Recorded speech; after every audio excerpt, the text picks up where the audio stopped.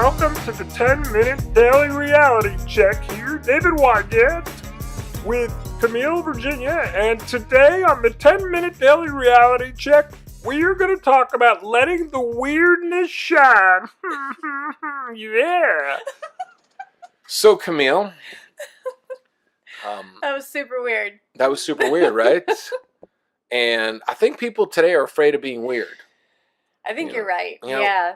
I love being weird. Like, to me, I have a mantra in life. Let the weirdness shine. I really like doing that. Like, I have all these different voices. Sometimes I have my grandma. Sometimes I channel my grandmother's voice. Oh, Bubba, you need to lose some weight. I remember when I was a kid, okay? This is where the weirdness really came out. And I think we got this because we watched my daughter's video, and it was just so cute. When I was sitting at my grandmother's pool when I was 17 years old or 18 years old, I brought my friend Mark Letterman, whose name was Gooner. He used to walk around and go, "Shell, go to beat Bungus" all the time. Fucking maniac, right? So we decided one time, we were at my grandmother's pool, and we decided to have a little bit of fun. So there was all these grandmas sitting around this pool in Sunrise, Florida. And all of a sudden, under our voice, we go, "Hi, Grandma!" And they'd all turn around and go, "Baby, Bubba, where are you? Where's my granddaughter? Where's my granddaughter? Where's my grandson?" And then we'd sit there like laying there with our eyes pretending to be closed. And then all of a sudden we go, "Grandma!" So weirdness is what makes us unique. I think weirdness is uniqueness, right? And I think everybody is trying to be so fucking status quo nowadays, so afraid to say if they voted for Trump, if they have an opinion about this. Everybody doesn't want to be weird. And I think weirdness is what makes us all really good and happy. What about you? I love weirdness. I mean, everyone's a weird person. It's just some people show it more than other people. And so, let your weird flag fly. Your weird flag. That sounds really great.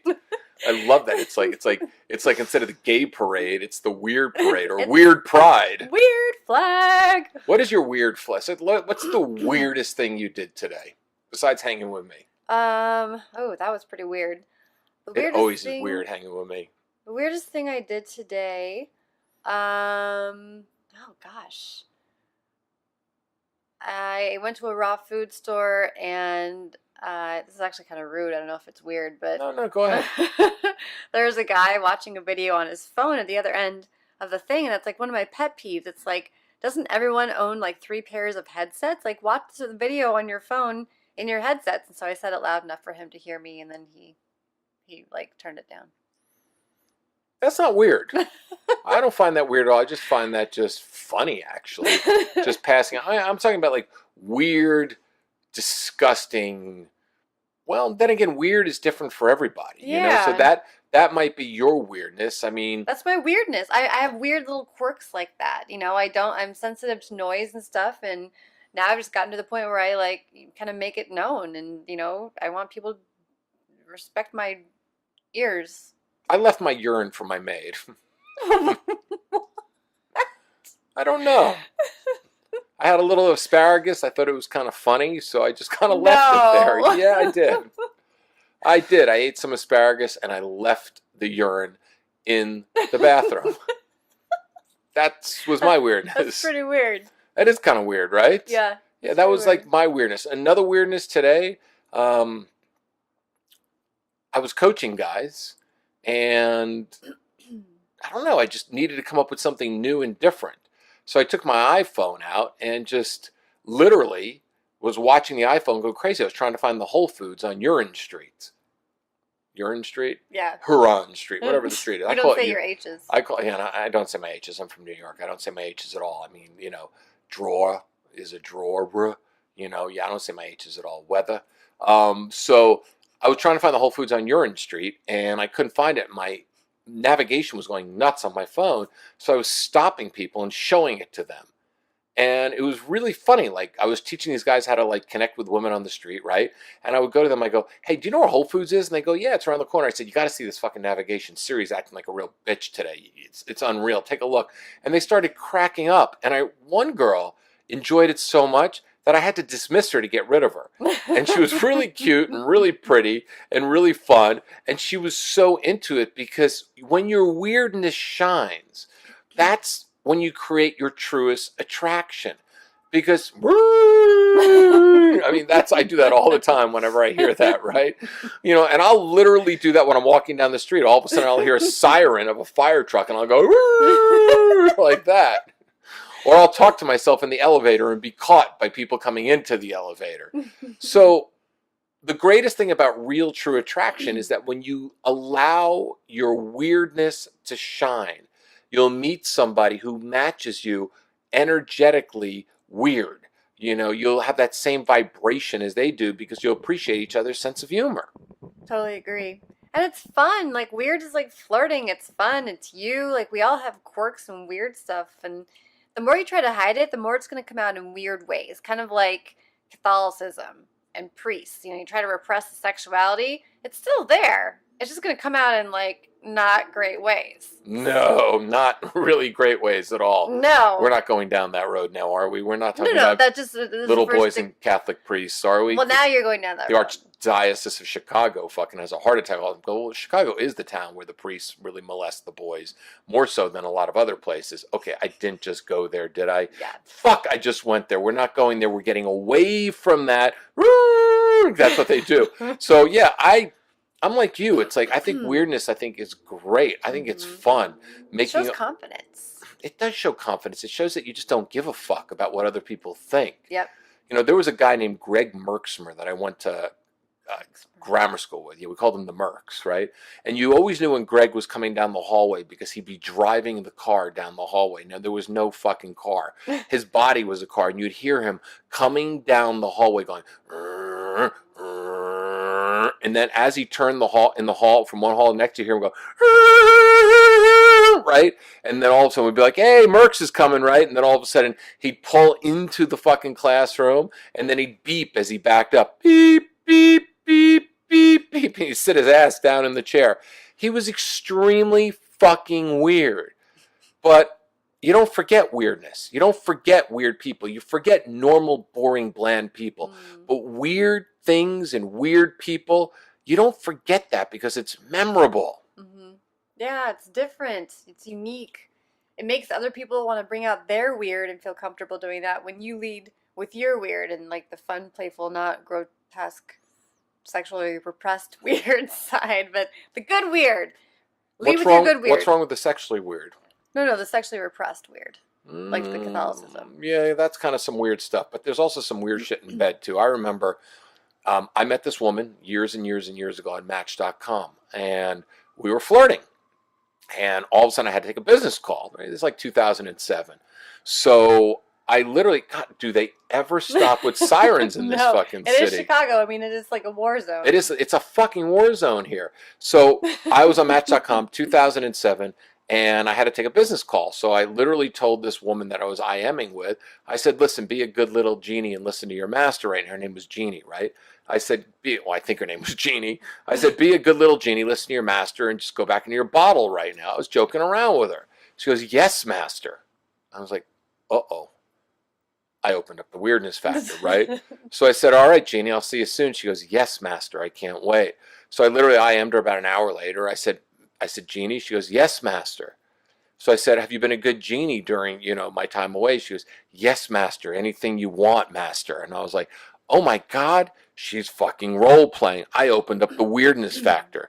So then I said, well, be a good little genie and meet me in an hour. She goes, yes, master. So we met in this bar in Sherman Oaks, and we looked at each other, and she was hot. And I said, all right. I said, master wants you to come back to his house and suck his dick, right? Because I figured I was going to fucking play this through, right?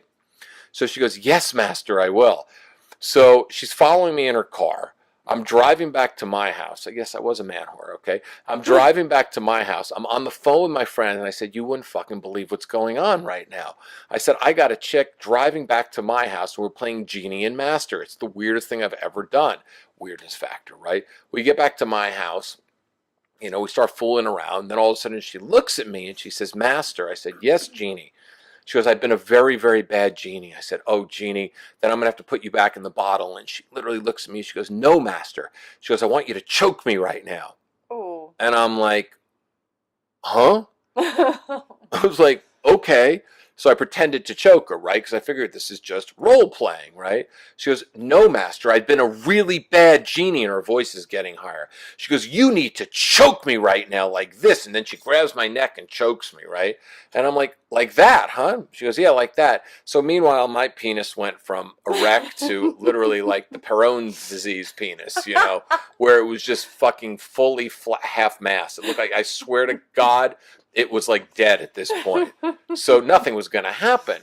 And I go, I'm sorry, Genie, but your master can't do that. She goes, master, then hit me, master. Slap me across the face.